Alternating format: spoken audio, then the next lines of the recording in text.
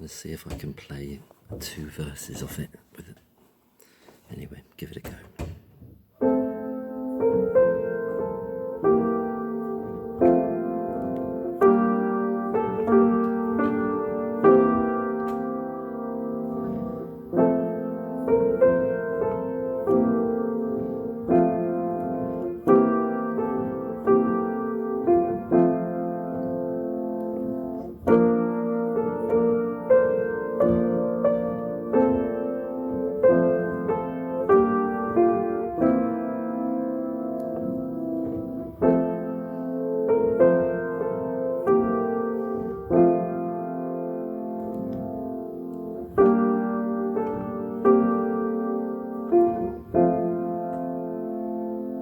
Now the second verse about the shepherd.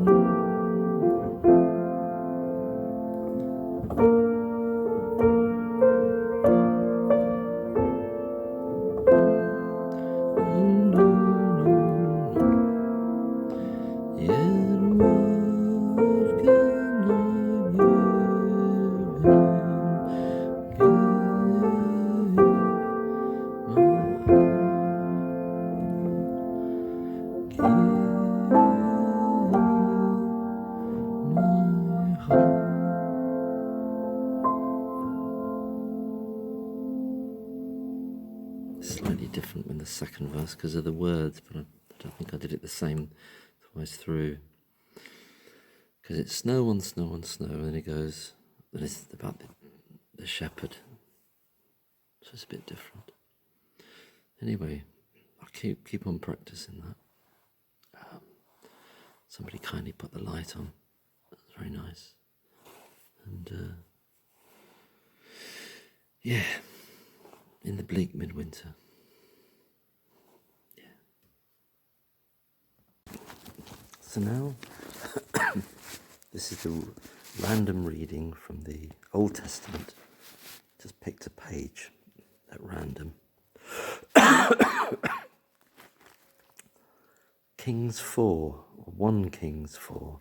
I don't know the Old Testament much, so I suppose there's more than 1 Kings, and it's number 4. The reign of Solomon. King Solomon reigned over Israel. I've heard of him. His officers were as follows. So there's a big list of officers. In charge of the calendar, Azariah, son of Zadok the priest. Oh, Zadok the priest. There's a bit of music called that, isn't there?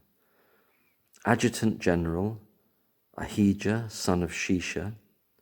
Secretary of State, Jehoshaphat, son of Ahilud. Commander of the army, Benaiah, son of Jehoiada. Priests, Zadok and Abiathar. Zadok again. Superintendent of the regional governors, Azariah, son of Nathan. King's friend, Zabud, son of Nathan. Comptroller of the household, Ahishar. Superintendent of the forced levy. That doesn't sound much fun. Adoniram, son of Abdar.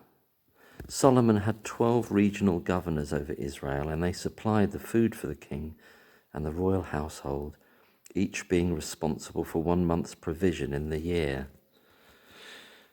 Okay. These were their names. Ben-Hur in the hill country of Ephraim. Is that the same one? Ben-Hur? Ben-Dikar in Makaz. Shalbim, Beth-Shemesh, Elon, and Beth-Hanan. It's brilliant names, isn't they? Ben-Hesed. Ben must mean something. Does it mean son of, or I don't know. Ben-Hesed in Aruboth. He had charge also of Soko, spelled S-O-C-O-H, and all the land of Hepher. Ben-Abinadab who had married Solomon's daughter, Taphath. Taphath, that's an interesting name. In the district of Dor, D-O-R. Baana, son of Achilud in Tanach and Megiddo.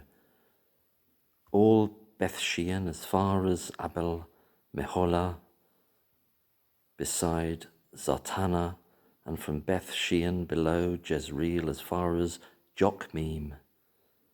Oh, but the list goes on. I think I'll leave it there. So they were some of the governors, but there's 12 in total. Some of those names are extraordinary, yeah. It's pretty dense, isn't it? But that's a bit about the reign of Solomon. So you had all these helpers, just listing all the different. It's in Kings, so he was a king, obviously, and just listing all his kind of entourage, I suppose, or his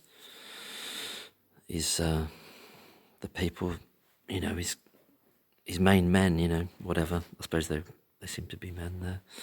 But anyway, that's it. Bit of Solomon. Cheers, boy. And after that, King Solomon, which was quite heavy, wasn't it? With all the names, I thought I'd look at something a bit more. Well, this is from Daniel 4:17, but it's 4:19 I could read. Daniel interprets the dream.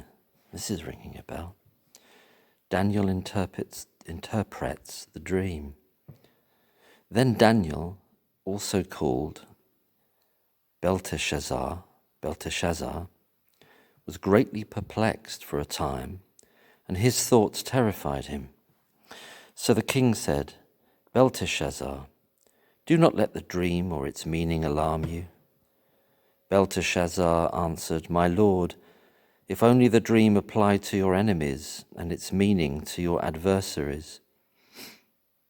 The tree you saw, which grew large and strong, with its top touching the sky, visible to the whole earth, with beautiful leaves and abundant fruit, providing food for all, giving shelter to the beasts of the field, and having nesting places in its branches for the birds of the air.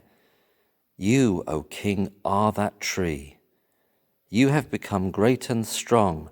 Your greatness has grown until it reaches the sky, and your dominion extends to distant parts of the earth. You, O king, saw a messenger, a holy one, coming down from heaven and saying, Cut down the tree, destroy it, but leave the stump, bound with iron and bronze, in the grass of the field, while its roots remain in the ground. Let him be drenched with the dew of heaven. Let him live like the wild animals until 7 times pass by for him.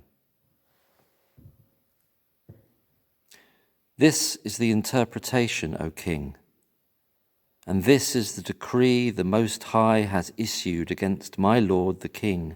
You will be driven away from people and will live with the wild animals. You will eat grass like cattle and be drenched with the dew of heaven. 7 times will pass by for you until you acknowledge that the Most High is sovereign over the kingdoms of men and gives them to anyone he wishes. The command to leave the stump of the tree with its roots means that your kingdom will be restored to you when you acknowledge that heaven rules. Therefore, O king, be pleased to accept my advice. Renounce your sins by doing what is right, and your wickedness by being kind to the oppressed. It may be that then your prosperity will continue. Gosh, so he's interpreted this dream. Wow. Yeah, that's pretty good stuff. Yeah, leaving the roots in the ground so he can, but he's got to go through a sort of period of reflection and realizing that he's not the big cheese after all in terms of heaven, He's not the final boss. Old the king, you know. Who is the king? What's his name? I don't know. Daniel's talking to him. Oh, it's King. I think it must be, because looking back at the last bit, it says, "This is the dream that I, King Nebuchadnezzar, is that how you pronounce it? I've seen, I think that's the name for like a big bottle of champagne as well, isn't it? Nebuchadnezzar had. So Daniel then interprets it for him.